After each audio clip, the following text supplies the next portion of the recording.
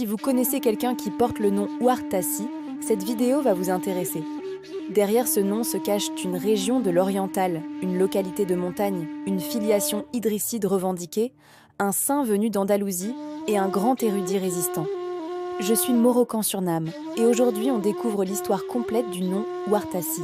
Et surtout, commentez votre nom de famille pour que je fasse la prochaine vidéo dessus. Le nom Ouartassi renvoie d'abord à un lieu. Il est lié à la localité de Ouartas, chez les Beni Iznasen, dans l'Oriental, près de Berkane. Cette localité tient elle-même son nom d'une fraction de tribu. Les Ouartassi forment une famille renommée, originaire des montagnes des Beni Iznasen. Ils ont aussi des ramifications naturelles en Algérie. Ils sont considérés d'origine idrisside. Cette origine est notamment mentionnée par Ahmed Chbani Idrissi dans son ouvrage Massabi el-Bakariya. Selon la tradition, leur ancêtre est un saint du XVe siècle, Sidi Abdelmoumen ben Ali ben Hassan. On raconte qu'il vient d'Andalousie. Il s'établit d'abord à Bider, dans la région de Messirda, en Algérie. Là, il épouse une femme du cru. Plus tard, il s'installe à Ouartas, où il se marie une deuxième fois. Il y a des enfants qui restent sur place. Un de ses fils quitterait la région pour aller vers la région de Tanger. Selon la tradition, ce fils serait l'ancêtre des Ben Sédik. À la mort de Sidi Abdelmoumen, à Ouartas, un problème se pose. Ses héritiers ne sont pas d'accord sur le lieu de son inhumation. Chacun souhaite avoir l'honneur de recevoir sa sépulture. Pour satisfaire tous ces groupes et mettre fin au conflit, la tradition rapporte un prodige. Sidi Abdelmoumen aurait réussi à être présent dans 2 sanctuaires à la fois. Un sanctuaire est érigé à Baïdar, l'autre à Ouartas.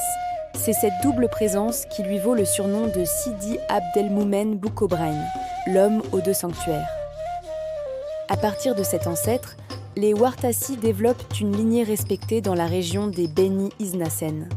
Parmi les personnalités de renom rattachées à cette filiation, on trouve Kadour Ben Ali Ben Bachir Ouartassi. C'est un résistant anticolonial et un grand érudit. Il est l'auteur de plusieurs ouvrages. Kadour Ouartassi naît dans la Zaouïa d'Ouartas en 1331-1912. Il suit une formation à Oujda, puis il poursuit ses études à la Karaouiyine, à Fès, où il se voue à l'enseignement. Ensuite, il revient dans son berceau Iznasni, la région des Beni Iznasen. Là, il se distingue par ses activités nationalistes. Ses engagements lui valent de nombreuses brimades et plusieurs arrestations. En 1952, il est emprisonné dans les geôles coloniales du Sud. Après l'indépendance du Maroc, Kadour Ouartassi occupe plusieurs fonctions administratives. En parallèle, il produit de nombreux écrits. Ses travaux sont consacrés principalement à l'histoire du Maroc oriental.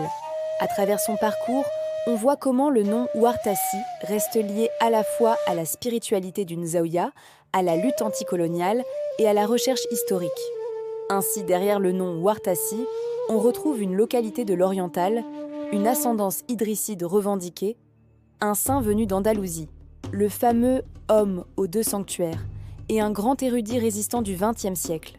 Si vous portez ce nom ou connaissez des familles Ouartassi, dites-le en commentaire.